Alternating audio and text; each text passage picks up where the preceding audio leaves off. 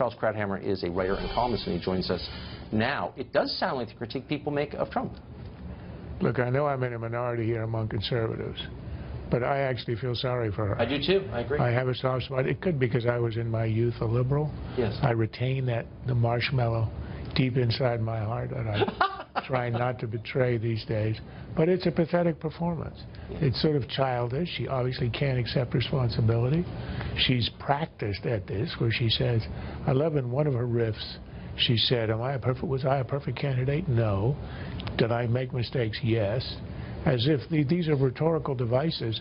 Whoever says she was a perfect candidate, she was a terrible candidate. She was the worst, the worst imaginable. She had all the advantages. Why? Just look at the fact that she couldn't shake the challenge of a 74-year-old socialist who, this is the best part about Bernie Sanders, honeymooned in the Soviet Union. She couldn't shake his challenge for 6 months. By the way, Lindsey Graham once said about Bernie in the Soviet Union, yes, and he never left. That was her challenge. She couldn't. And she had the DNC behind her. She complained about the DNC being against her. It's not delusional. This is losing an election, losing something you've been after for 8 years, probably 16 years, is pretty hard. And I think her handlers or somebody who cares for her should have said, don't go out there. You wait a few more years, people will mellow to you. They won't remember details. Maybe they'll have some affection for you. For Michael Dukakis, for Walter Mondale. These are people who weren't who didn't elicit the same kind of antipathy she does because they didn't wallow in self-pity. And anger, and it comes off. And I understand the disappointment. For sure, she put a lot on the line, and she lost. And you can understand her grave disappointment. She lost twice. But twice.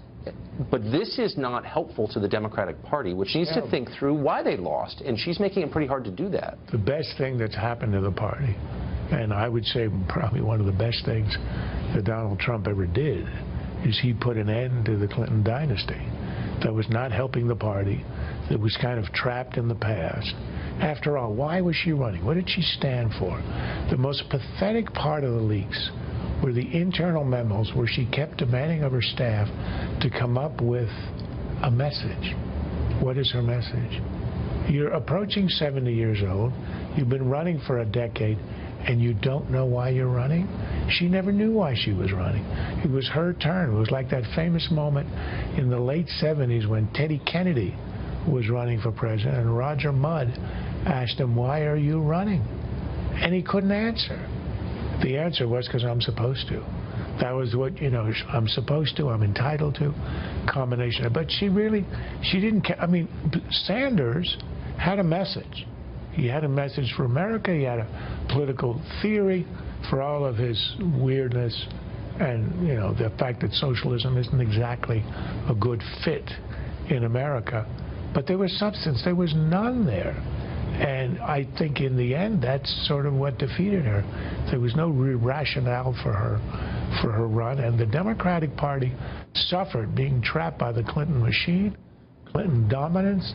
Nobody would rise. There were no serious candidates to challenge her, which should have happened. But she cleared the field. She had all the money. She had the official backing. She had the name. She had the association with the president looked at in some ways fondly, but at least by Democrats. And that wasn't enough. It wasn't enough. Boy, what a sad story. What a sad story. I think we should have, I don't want to be cynical about this, but really she ought to just let it sit for a while. Yeah. And let people appreciate her good qualities. I don't think that's cynical at all. I think it's a really wise piece of advice. I doubt she'll listen, but she should. Charles Krauthammer, thank you. My pleasure.